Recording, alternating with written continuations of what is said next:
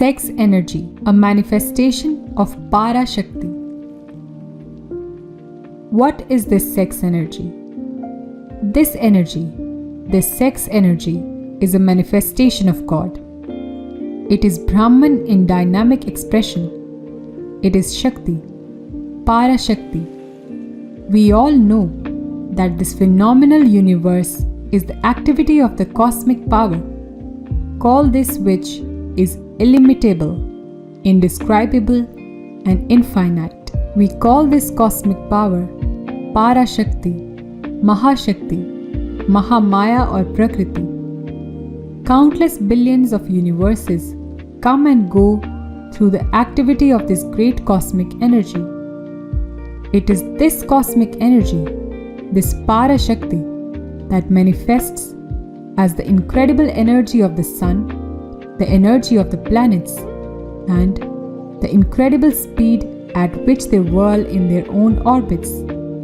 It is this cosmic energy which manifests as the power of gravity, as the power of the sun's radiance, as the power of all these great planets and heavenly bodies, as the power of the wind and other elements. If sometimes the wind is furious, it will even blow up houses. If sometimes the wind is furious, it will even blow up houses.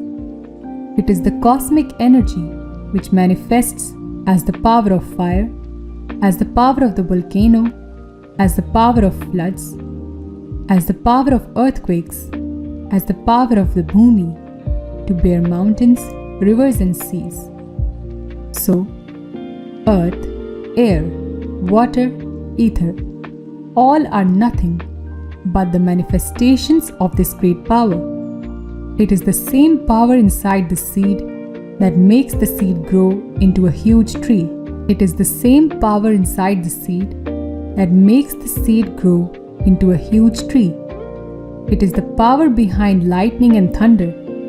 Any power that you see in this universe is the power of this great cosmic force, and it is this same power that animates all living beings, trees, plants, insects, birds, bees, reptiles, fish, and animals. It is the power of the lion, it is the power of the elephant, and it is the power of the brilliant intellect or genius of a Faraday, a Raman, or an Einstein. This self-same power abides in us, animates our entire body mechanism. It is the power that digests our food, that makes our heart pump blood, that makes our lungs breathe, that makes our muscles and joints work, that makes our tongue talk and ear hear. It is this very power that is also present as the sex energy in us. So, sex energy is part of the one indivisible great cosmic power present in the human individual. In its gross biological aspect, it is called the sex energy. In its subtler aspect, it is the energy of discrimination, the power of the intellect to analyze and inquire and ratiocinate.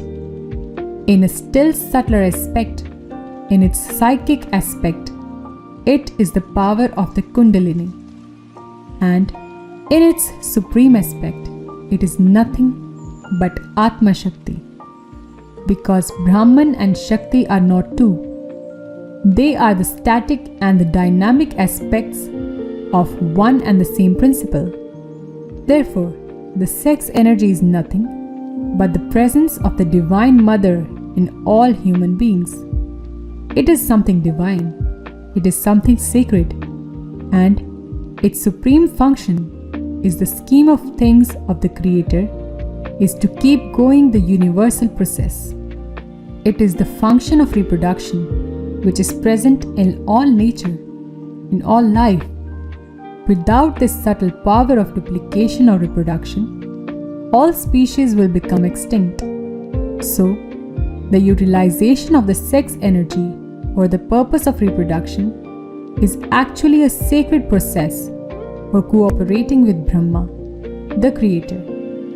and any other aspect of the sex energy is a secondary, lesser aspect. And if this energy or power is wisely utilized in a moderate and restrained way, even after such utilization, a sufficient amount of it will be available for higher spiritual development. And if this gross biological energy is converted through yoga abhyasa into a subtler form, it becomes available for deep contemplation, reflection and meditation. Manana, Nididhyasana and Samadhi are enabled through the power of this conserved and converted energy. That is Brahmacharya. So, all practices to successfully conserve and convert the sex energy into a higher form and utilize it for a higher spiritual purpose are included in the broad meaning of the term Brahmacharya. Therefore, Brahmacharya is not only a single act of restraint, it is a whole way of life. It is that way of living and moving and acting which will take us towards Brahmanyana. That is Brahmacharya, and therefore it involves moderation in all our activities and a wise restraint of all our senses. In the context of Indian culture, of Bharatiya Samskriti, total restraint of the sex energy was laid down upon 3 ashramas, namely the Brahmacharya ashrama, the Vanasprastha ashrama, and the Sannyasa ashrama. The student stage of youth, the retired stage of the elderly person, and the monastic stage of the last part of your life. And even in the Grihastha ashrama, legal or legitimate utilization of this power for the purpose of perpetuating the species was laid down. The result was that in the Grihastha ashrama, Brahmacharya meant moderation, a wise, rational, restrained use of the sex energy for the purpose of procreation. Moderation and chastity or fidelity to one's married partner were laid down. It was enjoined upon the married person not to cast any impure look upon any person other than one's lawfully wedded wife or lawfully wedded husband. So, out of this lofty concept of Brahmacharya, there arose 2 great ideals, the Pativrata Dharma and the Eka Patni Vrata of the Grihastha. For the married man, there was only one woman in the whole universe, his lawfully wedded wife. The other women were like mothers to him. He cast no lustful, passionate, carnal eye upon any other woman. And for the chaste wife, there was only one man in the whole universe, and that man was her Lord and husband, whom she regarded with reverence and worshipfulness. All other men were like children to her. Towards others, she had the bhav of mother, of cosmic mother. It was only towards one person that she entertained the feeling, I am a woman, I am wife, and that person was her lawfully wedded husband. This is the great ideal that has arisen out of the supreme principle of Brahmacharya, the supreme concept of Brahmacharya. Thus, in so far as the pure classical attitude of Bharatiya Samskriti towards the sex energy was concerned, it was one of reverence. The ancient masters never thought of the sex energy as either ugly or bad, or wicked or evil or immoral. Such wrong notions about the sex energy are all the result of a failure to understand the sublimity of this particular force.